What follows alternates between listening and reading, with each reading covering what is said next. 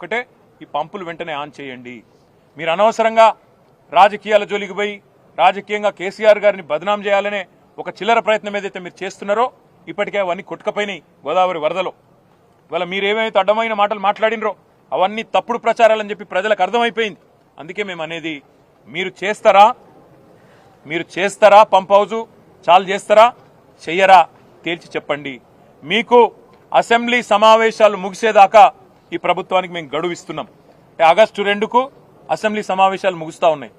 అప్పటిదాకా ఈ ప్రభుత్వానికి, ఎందుకంటే మేము కూడా అందరం హౌజ్లో నిలదీస్తాం, రైతుల పక్షాన ప్రభుత్వాన్ని అడుగుతాం, ఎందుకు చాలు చేస్తలేరు మీరు, అవసరమైతే ప్రత్యేక చర్చ పెట్టండి. లక్షలాది ఎకరాలకు సంబంధించిన ఎకరాలకు ఆయకట్టు నీళ్ళిచ్చే ప్రాజెక్ట్ ఇది. అట్లాంటి ప్రాజెక్టును మీరు ఎందుకు ఈ రకంగా రాజకీయ కక్షతో ఎండబెడుతున్నారు, రైతులను ఎందుకు ఇబ్బంది పెడుతున్నారు, ప్రజలను ఎందుకు హింసిస్తున్నారని తప్పకుండా అసెంబ్లీలో నిలదీస్తాం. ఆగస్టు 2 దాకా వేచి చూస్తాం.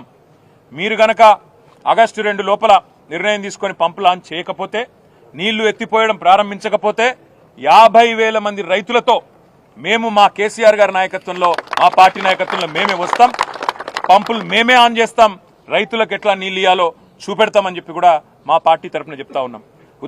ఇంత అద్భుతమైన సిస్టమ్ రూపొందించాలంటే మరొకరికి సాధ్యం కాదు. కేసీఆర్ గారు మొత్తం తయారు చేసి మీ చేతిలో పెట్టినారు. మీరు చేయవలసిందల్లా ఒకటే, ఇవాళ ఈ పంప్ హౌజు వెంటనే నడిపితే, మేము అడిగినాం పంపులన్నీ నడుస్తున్నాయా అని అడిగినాం, ఫుల్ కెపాసిటీలో ఉన్నాయా, ఏమైనా సమస్య ఉందా అని అడిగినాం. ఏ సమస్య లేదు సార్ అన్నారు. 17 పంపులు, ఒక్కొక్కటి 40 మెగావాట్ల కెపాసిటీ పంపు అన్ని రెడీగా ఉన్నాయి.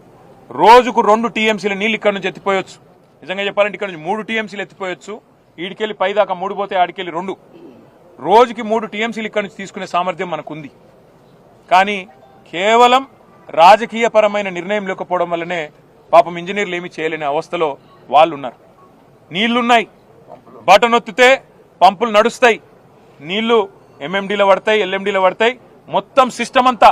అవసరమైతే ఎస్ఆర్ఎస్పీ కూడా తీసుకుపోవచ్చు, నీళ్లు వరద కాలువ నింపొచ్చు, ఎస్ఆర్ఎస్పీ నింపొచ్చు, సింగూరు, మల్లన్న సాగరు, మన నిజాం సాగరు, మొత్తం 18 లక్షల ఎకరాలు స్థిరీకరించవచ్చు, 18 లక్షల ఎకరాలకు నీళ్లు ఇవ్వచ్చు.